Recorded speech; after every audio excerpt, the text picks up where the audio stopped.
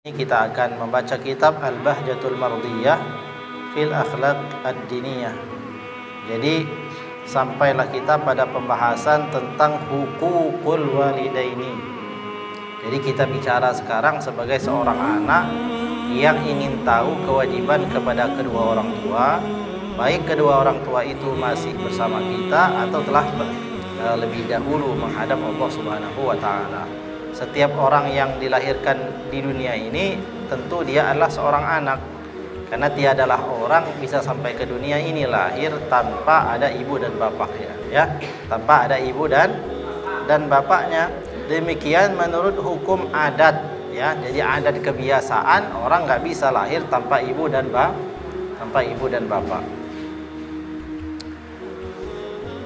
Maka orang yang menjadi sebab adanya kita, kelahiran kita itu ada disebabkan oleh mereka, yakni kedua orang tua. Maka kedua orang tua itu memiliki hak-hak terhadap anaknya. Maknanya itu kita sebagai seorang anak punya perkara-perkara penting yang wajib untuk kita tunaikan agar kita ini ditetapkan atau terhitung atau termasuk sebagai anak yang berbakti kepada kedua orang tua. Kita sedikit berkontemplasi. Mana berkontemplasi itu kita berpikir tentang keberadaan kita. Kenapa kita menjadi wajib berbakti kepada kedua orang tua? Yang pertama, karena memang tanpa kedua orang tua kita tidak akan ada. Hari ini ibu menjadi orang yang beriman kepada Allah. Hari ini ibu-ibu sekalian menjadi orang yang bahagia hidupnya di dunia ini. Bisa menghirup napas dengan sempurna, bisa juga menyebutkan kalimat-kalimat yang baik sebagai penanda keimanan, bisa menyebutkan dengan lisannya yang fasih kalimat, yakni kalimat tauhid, la ilaha illallah Muhammadur Rasulullah. Kemudian hari ini katakanlah kita sampailah pada usia yang dewasa. Tapi pernah nggak kita, terutama di usia-usia kita yang rata-rata sudah memiliki anak, pernahkah kita merenungi dan mendudukkan diri kita ini sebagai seorang anak yang kita itu juga telah melalui perkara-perkara yang sekarang sedang dialami oleh anak-anak kita yang masih kecil itu. Jadi ibu-ibu sekalian tidaklah lahir langsung jadi seperti ibu sekarang. Begitu keluar dari rahim ibunya langsung pakai jilbab, bisa sholat, makan yang banyak, kan? Tidur yang nyenyak. Nggak ada seperti itu. Jadi adanya kita harus melalui proses yang panjang. Maka mulai dari proses kedua orang tua kita itu menikah, hal tersebut mesti kita syukuri. Kenapa? Dengan pernikahan ibu dan bapak kita secara benar tadi itu, maka kitalah dipastikan sebagai anak yang lahir daripada pernikahan yang sah. Ini barokah namanya. Selanjutnya, lalu kita Allah tiupkan ruh di dalam rahim ibu kita. Kemudian selama 9 bulan minimal. Dalam sebagian tajribah, artinya seorang ibu mengandung itu kan tidak sama, tapi dirata-ratakan ya 9 bulan. Ada yang kurang sedikit, ada yang lebih sedikit, ya. Nggak ada yang sampai 3 tahun, ya. Ada yang 3 sampai 3 tahun. Ada. 10 bulan ada. Yang lama. Jadi kita itu dikandung oleh ibu kita selama berapa? 9 bulan. Selama 9 bulan itu, apa yang dirasakan oleh seorang ibu ketika mengandung anaknya nggak perlu saya ceritakan, karena saya nggak mampu menceritakan, tapi ibu-ibu lah yang mengalami itu. Kira-kira berat atau tidak berat? Berat atau tidak? Berat, ya? Artinya tidak sebagaimana orang yang sedang tidak mengandung. Ketika tidur mungkin tidak nyaman, kemana-mana tentu tidak nyaman, makan selalu dijaga. Dia tidak hanya memikirkan, oh dirinya itu tidak masalah kalau makan yang ini, tapi ketika dia ingat bayi yang ada di kandungannya, ia tercegah dari makanan itu demi menyelamatkan bayinya. Terus menerus seperti itu, kemudian berdoa kepada Allah Subhanahu wa taala agar ketika kelahirannya diberikan Allah keselamatan dan anaknya itu diberikan anak yang sehat jasmani dan rohaninya serta Allah panjangkan umurnya. Itu perjuangan seorang ibu. Nah, sekarang kita bicara dalam hal diri kita ini sebagai seorang anak, bukan sedang berbicara ibu sebagai seorang ibu. Sehingga ibu sekalian, ya tuh kan susah tuh, makanya jadi anak. Jangan coba-coba durhaka. Bukan, tapi masalahnya ini kita sedang bicara kita ya, kita dahulu sebagai seorang anak. Ibu nggak berbakti pada orang tua. Oh, berbakti kepada orang tua bagaimana Pak? Umur saya sekarang ini 70, kedua orang tua saya udah nggak ada katanya. Siapa bilang nggak ada? Kalau kedua orang tuanya nggak ada, berarti dia juga nggak ada. Buktinya dia ada karena ada ibu dan bapaknya. Yang benar adalah ibu dan bapaknya telah kembali ke rahmatullah subhanahu wa ta'ala, tetapi keberadaannya tidak pernah hilang ibu sekalian. Bahkan menjadi lebih eksis ketimbang kita yang di bumi. Kalau kita bisanya cuma selfie, eksisnya begitu kan, orang yang masih hidup. Paling enggak video call dengan saudara kita yang jauh, ya kan, video call. Tapi tanpa ada itu kita nggak bisa melihat kemana-mana. Nah, orang tua yang telah pergi mendahului keluarganya itu, mereka sudah tidak lagi dibatasi oleh jarak ketika melihat, dan tidak lagi dibatasi oleh frekuensi ketika mereka mendengar. Makanya ketika kita ini ziarah ke kubur, kita disunnahkan mengucapkan salam kan? Nggak mungkin Nabi nyuruh kita salam kalau yang kita ucapkan salam itu tidak dengar yang ngapain.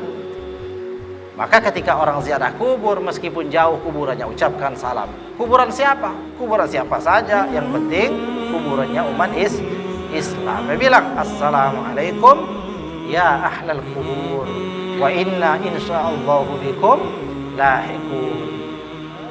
Keselamatan dan kesejahteraan untukmu semuanya, wahai penduduk kubur. Dan kami semua yang sekarang ini mengucapkan salam kepadamu, suatu saat pasti akan menyusulmu juga. Lalu kita hadiahkan lakumul fatihah. Kami hadiahkan al-fatihah untuk kamu semuanya. Kita baca al-fatihah. Itu adab orang ziarah kubur. Jadi kita lewat kubur sini. Ada yang jalan pulang rumahnya lewat kuburan? Ada nggak? Nggak ada ya? Coba aja ada ya. Jadi ibu sekalian, penghalang orang hidup dan orang wafat itu hanya pada alamnya. Alamnya orang hidup hanya melihat orang hidup. Tapi alamnya orang yang sudah wafat, mereka bisa melihat sesama mereka dan bisa melihat kita. Kalau ada dua orang yang saling mengenal, lalu yang satu duluan wafat, ketika yang satu dimakamkan, lalu sahabatnya yang masih hidup tadi berlalu di atas kuburannya, dia akan mengenal orang itu. Ketika orang itu tidak mengucapkan salam kepadanya, dia akan berkata, sungguh si fulan itu dulu ketika kami masih bersama-sama sering main ke rumah, minta bantu ini itu. Sekarang karena dia masih di dunia, aku sudah pergi ke alam barzah, dia tidak mau lagi menegurku, maknanya tidak mengucapkan salam kepadanya. Nah, jadi ini cerita berkaitan dengan hak kepada orang tua. Nah, kalau orang tua yang sudah wafat, jangan pernah anggap bahwa ibu-ibu sudah gak punya ibu-ibu lagi. Orang yang menganggap dirinya sudah tidak punya ibu dan bapak lagi, itu namanya anak durhaka. Ketika dia berkata, saya sudah tidak punya ibu dan bapak lagi, hanya karena ibu dan bapaknya telah wafat, apakah berhenti hak dia kepada orang tuanya? Enggak pernah berhenti sampai hari kiamat. Ya, dia tetap punya tanggung jawab dan kewajiban berbakti kepada ibu dan bapaknya. Kalau ibu dan bapaknya masih hidup, maka baktinya diwujudkan dalam dua hal. Yang pertama, bakti secara fisik, dia rawat ibu dan bapaknya itu, ya. Jadi orang yang punya orang tuanya masih masih ada, maka dua kewajibannya. Kewajiban secara jasmani, ia memelihara, ya, merawat, memberi makan dan lain-lain ketika kedua orang tuanya sudah tidak lagi mampu untuk berusaha. Yang kedua adalah hak. Yang kedua yakni mendoakan, minimal mengucapkan doa, Rabbighfirli wali walidayya warhamhuma kama rabbayani shaghira. Itu hak yang kedua. Adapun orang yang orang tuanya telah tiada, maknanya telah wafat, maka kewajiban secara fisik tidak lagi. Kenapa? Karena mereka tidak lagi bertemu. tapi tersisa satu kewajiban dan hak, yakni mendoakan kedua orang tuanya secara terus menerus. Bahkan para ulama menjelaskan, selama orang itu masih rajin mendoakan ibu dan bapaknya, maka Allah akan menjaga orang tersebut daripada kefakiran. Allah jamin gak bakal miskin di dunia selama dia masih mendoakan ibu dan bapaknya. Jadi kalau kita ini lupa, sehari aja gak mendoakan ibu dan bapak kita, mungkin itu yang jadi sebab kita jadi fakir, kita jadi susah. Selama ada orang di dunia ini masih berdoa untuk ibu dan bapaknya, selama itu pula tidak akan pernah orang tersebut menjadi miskin, yang kemiskinannya itu bisa menyebabkan dirinya sengsara atau bahkan bisa menyebabkan dirinya kehilangan iman. Tidak akan pernah ada selama ia berbakti kepada ibu dan bapaknya dalam wujud mendoakan. Nah, jadi itu ibu sekalian, kita semua sebagai anak, kemudian dikandung, dilahirkan. Pada saat lahir diajari berdiri, diajari duduk, diajari bicara satu huruf demi satu huruf. Ya, ia salah diajari lagi, salah diajari lagi, jatuh bangun lagi, jatuh dibangunin lagi kan? Enggak pernah dimarah hanya karena kita itu tidak pandai atau salah mengucapkan kalimat ketika diajar bicara ibu, terus dia bilang bapak, ya kan? Ibunya nggak marah kan? Ya enggak kan? Nggak marah bapaknya, ibunya nggak marah. Tapi ternyata dia syukur. Sekarang baru bisa menyebut bapaknya, mungkin besok dia nomor 2 gitu kan. Kemudian setelah itu perjuangan itu belum selesai. Sampai menginjak dewasa, dicarikan tempat belajar yang bagus, ya kan?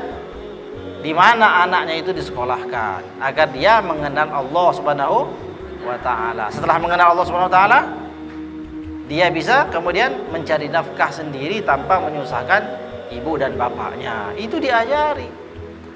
Ada yang dimasukkan ke sekolahnya, ke sekolah A, ada yang ke sekolah B, ada yang sekolah C, ada yang dididik sendiri, ya, oleh kedua orang tuanya. Hal tersebut semua sama saja, karena kewajiban yang penting itu adalah bagaimana mendidik anak. Dan kita ini semua sudah lewat daripada pendidikan itu. Itulah yang menjadi sebab kita ini bisa hadir di sini, bukan hadir di mana?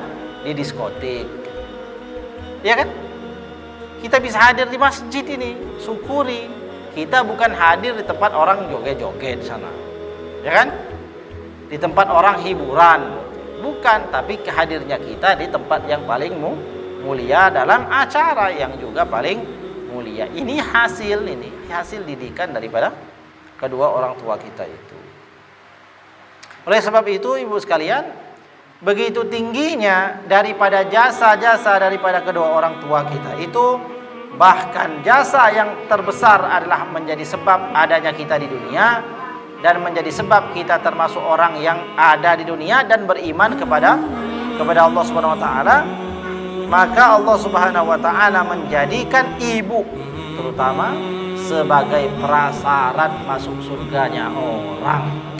Jangan harap ibu sekalian, meskipun ibu-ibu khatam Al-Quran setiap hari, sholat 5 waktunya tidak pernah ditinggalkan, tetapi hak dan kewajiban terhadap kedua orang tua sampai-sampai menyebabkan ibunya tidak ridho, maka surga haram untuk manusia yang seperti itu. Jadi karena betapa besar jasa ibu tadi itu, maka Nabi SAW bersabda dalam salah satu sabdanya, al-jannatu tahta aqdamil ummahat. Al-jannatu yakni surga itu tahta beradanya ada di bawah aqdamil ummahat, di bawah kaki-kakinya para ibu. Maknanya apa? Meskipun orang itu amalnya banyak, kebaikannya banyak, tapi ibunya tidak ridho, dia enggak berhak atas surga. Surga itu baru diberikan kepada manusia yang punya tiket. Yang pertama tiket itu adalah ridho daripada ibunya. Kemudian yang kedua ridho daripada bapaknya. Maka di dalam Al-Quran Allah SWT berfirman, wa qada rabbuka alla ta'budu illa iyyahu wa bil walidaini ihsana Wa qadha rabbuka alla ta'budu illa iyyahu wa bil walidaini ihsana. Jadi wa qadha rabbuka, dan Allah SWT telah menetapkan perintahnya kepada siapa? Kepadamu semua, alla ta'budu illa iya, supaya engkau tidak beribadah kepada selainnya Allah Subhanahu wa taala. Kemudian wabil walidaini ihsana, disambungkan setelah ketetapan larangan Allah Subhanahu wa taala kepada kita untuk tidak menyembah selain Allah, langsung bersambung kepada perintah yang kedua yang disandingkan kepada perintah itu, wabil walidaini ihsana, dan kepada kedua orang tuamu berbuatlah baik. Maknanya berbakti dengan cara yang baik. Allah jadikan orang itu menjadi lemah. Setelah lemah Allah akan jadikan manusia itu kuat. Semua orang kita ini awal jadikan lemah, nanti dijadikan kuat. Setelah kuat Allah akan jadikan ia itu dha'fa wa syaibah, orang yang kemudian menurun kekuatannya sebab usianya semakin lanjut. Pada saat usia semakin lanjut, Allah kembalikan lagi sifat dan pikirannya sebagaimana pikiran kanak-kanak. Bisa enggak kita bersabar ketika kita Allah Subhanahu wa taala berikan kesempatan berbakti kepada ibu dan bapak kita, dalam keadaan ibu dan bapak kita telah berada pada sifat yang demikian sebagaimana sifat kita dulu masih kanak-kanak dan mereka sanggup menghadapinya. Dulu kita punya sifat kanak-kanak semua kan? Kan? Sepakat enggak? Apa ibu-ibu merasa keluar langsung seperti sekarang? Enggak kan? Tapi proses yang kecil, ibu kita kuat menghadapi kita. Ada berapa anak ibu kita? 1, 2, 3, 4, 5, 6, 7, 8 ya. 8 orang bu. Saya anak kelima dari 8 bersaudara. Ibu saya itu bisa mendidik semuanya, orang 8. Sekarang pada saat ibu kita sudah mulai menua tadi itu, dia mulai fikun, narok gelas saja kadang-kadang mungkin jatuh di rumah anaknya. Apa tanggapan anak? Marah ke anaknya? Sebagaimana dulu ketika kita masih kecil, kita ngambil gelas di atas meja lalu jatuh, apa ibu kita marah? Enggak marah. Orang masih kecil belajar jalan, ayo nak jalan-jalan. Tiba-tiba pegangan di meja itu ada gelasnya. Gelas itu tertarik pecah, marah enggak ibunya? Enggak marah. Sekarang sekali saja ibunya nyatuin gelas di rumahnya karena pikirannya sudah pikun, keluar enggak kata-kata keras itu? Kalau kata-kata itu keluar dari mulut kita, nggak usah cari kemana-mana jawabannya. Itu sebab kesulitan bagi kita di dunia, di akhirat. Nauzubillahi min dzalik. Atau kita bentak. Jadi kesimpulannya ibu sekalian, hak dari orang tua kita itu yang pertama hak untuk kita rawat sebagaimana mereka merawat kita. Rabbighfirli wali walidayya warhamhuma kama rabbayani shaghira. Ya Allah, Rabbighfirli, ampun dosaku, wali walidayya, dan kedua orang tua, warhamhuma, dan kasih sayangilah keduanya, kama, sebagaimana mereka dahulu, kama rabbayani shaghira, mendidik dan menyayangi kami di waktu kecil. Doa ini mengandung makna dulu ibu kita yang berbuat itu ke kita, sekarang pada saat ibu dan bapak kita tua, kita wajib berbuat seperti itu kepada kedua orang tua kita. Tanpa itu ini jaminan Nabi, al jannatu tahta aqdamil ummahat. Surga itu ada di bawah kakinya para ibu-ibu. Para ibu-ibu mana? Ya kalau para ibu-ibu yang hadir di sini berarti tiket surga anak ibu ada di kaki ibu. Tapi ibu juga kan anak kan? Maka ibu-ibu kalau masuk surga tiketnya ada di bawah kaki ibu-ibu sekalian. Begitu juga saya. Jadi kita semua ini. Maknanya itu bukan kita angkat kaki ibu kita terus ada kunci surga di situ. Enggak ada. Kita angkat di situ, oh macam-macam di situ, ya kan? Kita angkat di situ, oh macam-macam ada di bawah kakinya, ya kan? Tapi maksudnya itu tidak mungkin orang bisa masuk ke dalam surga tanpa dia lalui dulu di bawah kaki ibunya itu. Maknanya ridho ibu itu menjadi penentu orang bisa masuk surga atau tidak. Maka selain kita benarkan sholat kita, di setiap sholat kita nggak boleh ada lupa nama ibu dan bapak kita. Sebelum kita berdoa untuk diri kita sendiri, enggak beradab sebelum kita berdoa untuk ibu dan bapak kita. Tiba-tiba kita berdoa, ya Allah, setelah kita bersedekah banyak, lalu kita berdoa, ya Allah, dengan keberkahan sedekah yang aku keluarkan ini, ya Allah, berikanlah hamba ini panjang umur. Jadikan anakku sebagai anak-anak yang sukses dunia akhirat. Itu bagus doanya. Tapi ingat yang tadi, yang pertama belum disebut. Siapa? Kedua orang tua. Jadi selesai sholat doa dulu. Itu duluan doa. Rabbighfirli wali walidayya warhamhuma kama rabbayani shaghira. Barulah selanjutnya, ya Allah, berikanlah aku rezeki sehingga kreditan kulkas bisa aku lunaskan. Ya kan? Ya kan? Lantai rumah bisa aku selesaikan, ya kan? Angsuran sana sini bisa selesai. Itu Allah kasih mudah. Ujung-ujung doa, ya Allah minta duit, pengen keramik. Nah, ibunya mana? Ibu didoakan. Ini hak-hak kedua orang tua. Nah, ibu-ibu sekalian, cerita di dalam sejarah yang fenomenal dan namanya terkenal di langit, itu amalannya ya berbakti kedua orang tuanya. Siapa dia? Ada yang tahu? Pernah dengar ceritanya? Uwais Al-Qarni. Uwais Al-Qarni. Uwais Al-Qarni itu, ibu sekalian, hidup di zaman Nabi, tapi tidak disebut sahabat Nabi. Kenapa? Karena syarat orang disebut sahabat, dia harus pernah melihat Nabi dan beriman kepada Nabi sampai wafat. Itu disebut sahabat. Maka Abu Bakar disebut sahabat. Kenapa? Karena pernah lihat Nabi dengan mata kepalanya sendiri. Tapi ada tetangga sebelah, hidup juga semasa dengan Nabi, dengar cerita Nabi, iman kepada Nabi, tapi nggak pernah lihat Nabi. Dia tidak disebut sahabat, tapi digolongkan dalam golongan tabi'in. Nah, Uwais Al-Qarni ini sebenarnya orang yang hidup di zaman Rasulullah masih ada, Uwais Al-Qarni juga sudah ada. Tapi Uwais Al-Qarni ini tidak pernah berjumpa Nabi. Padahal Uwais Al-Qarni ini orang yang beriman, bahkan kerinduannya di dunia ini tidak ada yang melebihi kerinduannya kepada Nabi. Uwais Al-Qarni itu ada di daerah Yaman sana. Nabi dan para sahabatnya ada di Madinah Al-Munawwarah. Para sahabat Nabi yang lain nggak ada yang kenal dengan Uwais Al-Qarni. Bagaimana mau kenal?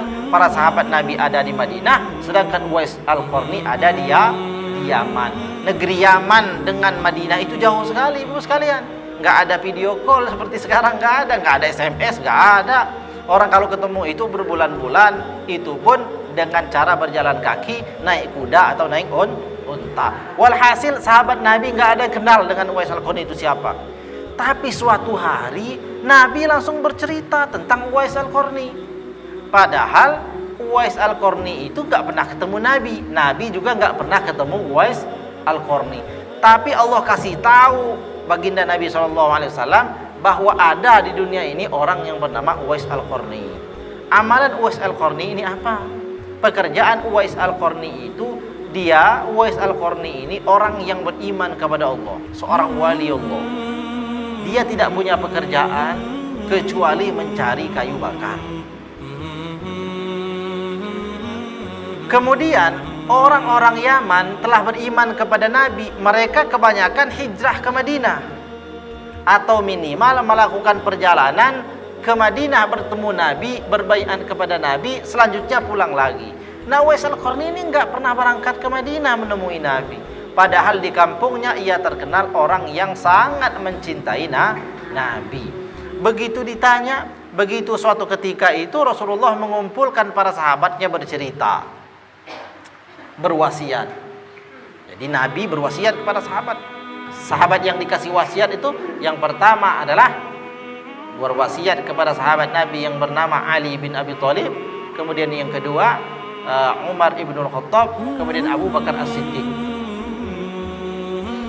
Kepada 3 orang khalifah yang mulia ini Nabi berwasiat, nanti suatu ketika jikalau kamu berjumpa dengan Uwais Al-Qarni, ucapkan dan sampaikan salamku kepadanya.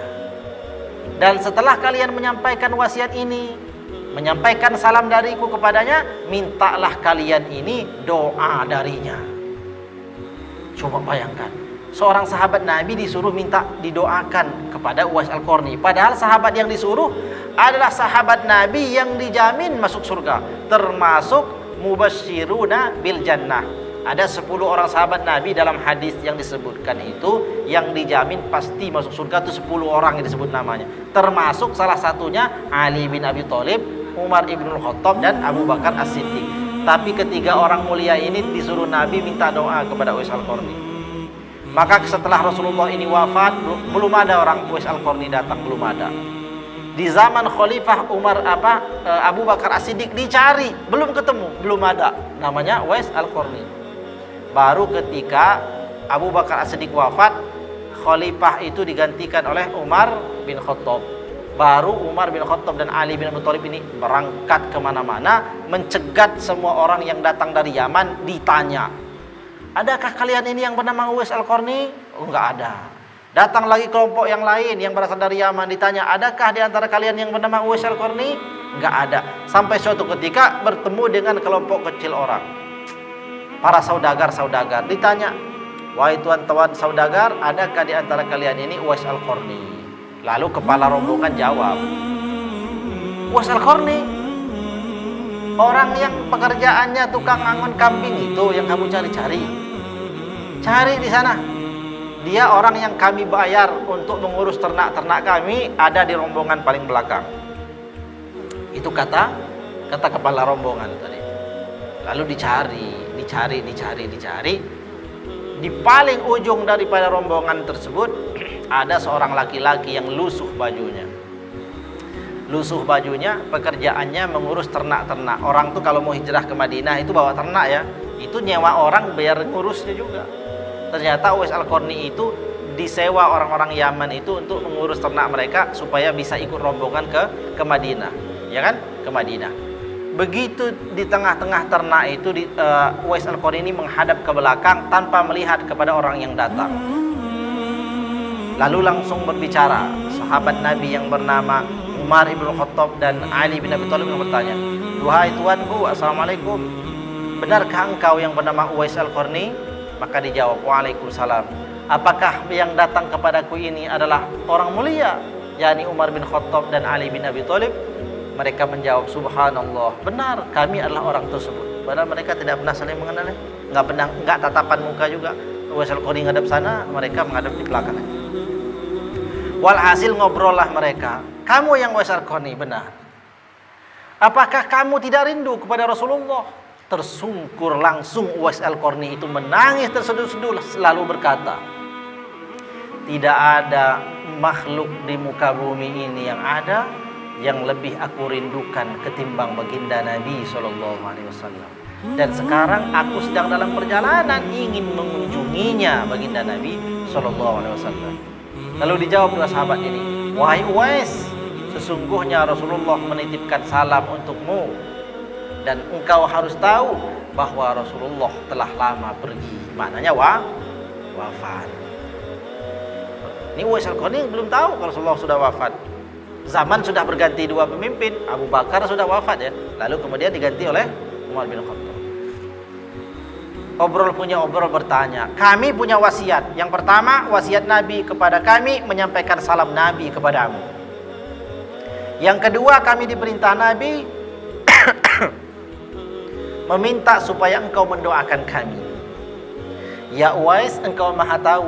Wahai Uwais, engkau orang yang tahu bahwasanya Rasulullah orang yang paling mulia. Sekarang ia menitipkan salam kepada kamu, dan kamu hanya sebagai seorang pengembala. Tetapi kami diperintahkan Nabi untuk minta doa kepadamu. Sekarang coba engkau ceritakan siapa dirimu dan apa amalanmu yang engkau lakukan sampai begitu tingginya kedudukanmu di hadapan Rasulullah dan di hadapan Allah Subhanahu wa taala. Lalu Uwais Al-Qarni cerita, saya bukan siapa-siapa. Saya ini orang yang tidak punya pekerjaan sehari-hari, saya mencari kayu bakar. Tapi saya ini punya seorang ibu yang sudah tua, tidak bisa lagi berjalan kemana-mana. Dan ibuku ini juga orang yang sangat ingin berjumpa dengan Rasulullah, tapi aku tidak punya kemampuan membawanya menghadap baginda Nabi. Maka pekerjaanku, kata Uwais Al-Qarni, setiap hari mencari kayu bakar di atas gunung sambil menggendong kambing. Sampai-sampai dikatakan orang sebagai orang yang tidak sempurna akalnya.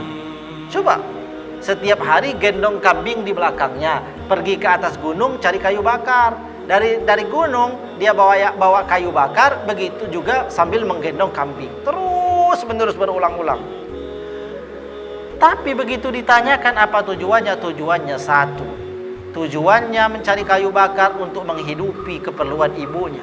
Tujuannya setiap hari menggendong kambing karena dia berniat suatu saat ingin menggendong ibunya berjalan kaki dari Yaman menemui Nabi di Madinah. Maka menggendong kambing itu supaya dia terbiasa, dan ketika ibunya itu nanti ia gendong, ibunya tidak merasa kesakitan karena dia belum terbiasa menggendong perkara yang berat. Itu latihannya Uwais Al-Qarni.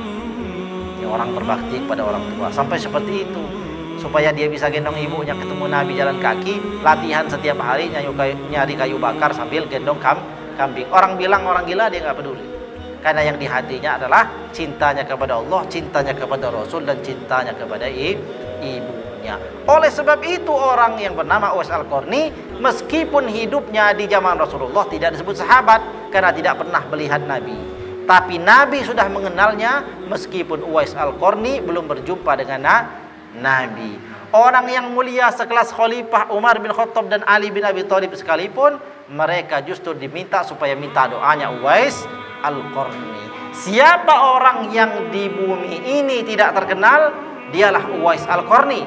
Tapi siapa orang yang di langit sebelum kewafatannya makhluk langit, yakni para malaikat, telah kenal dirinya, dia jugalah Uwais Al-Qarni. Apa pekerjaannya? Berbakti kepada ibunya. Nah, ini materi kita hari ini, ibu sekalian. Minimal bahwa kita ini mengingat dan menyadari serta mengakui di dalam hati kalau keberadaan kita di dunia ini bukan dengan sendirinya. Allah jadikan kita dengan perantara, dengan wasilah jalan. Meski Allah itu punya kemampuan menjadikan manusia tanpa ibu dan bapak seperti Nabi Adam, Allah bisa kalau Allah mau. Begitu juga Allah SWT bisa menjadikan orang yang punya ibu nggak punya bapak, bisa jadi juga seperti Nabi Isa kalau Allah berkehendak. Tapi di luar itu Allah juga ingin setiap kejadian di bumi ini melalui proses sesuai dengan adat. Adanya kita karena adanya ibu dan bapak kita. Maka semua kebaktian, semua kebaikan-kebaikan yang kita lakukan hari ini, semuanya adalah atas jasa ibu dan bapak.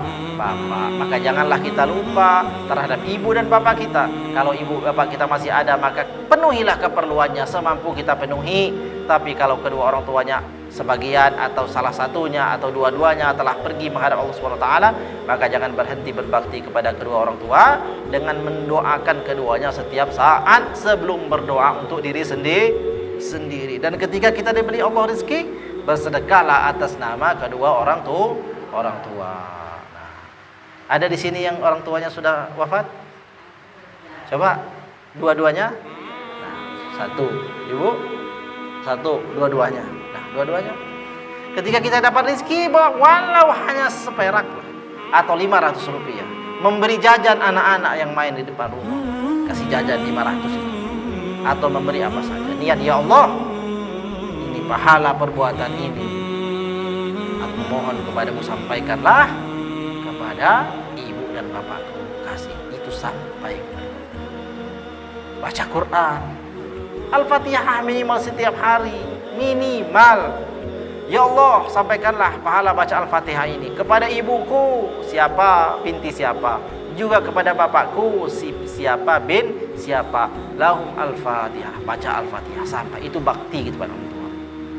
Allah sudah saksikan kita berbakti dengan orang tua dengan cara itu. Tapi kalau lupa kita dengan ibu dan bapak kita, meskipun amal ibadah kita selangit, gak akan mungkin kita bisa masuk ke dalam surga.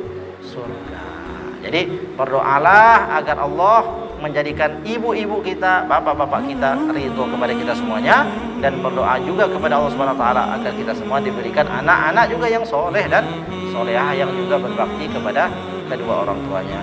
Demikian saja intisari daripada kitab Al-Bahjatul Mardiyah fil Akhlaqid Diniyah di dalam tajuk pembahasan yang berkaitan dengan hukukul walidain. Semoga ada manfaatnya. Mohon maaf atas segala kesalahan dan kekurangannya. Wallahu a'lam bishawab. Wallahul muwaffiq ila aqwamit thoriq. Wassalamualaikum warahmatullahi wabarakatuh.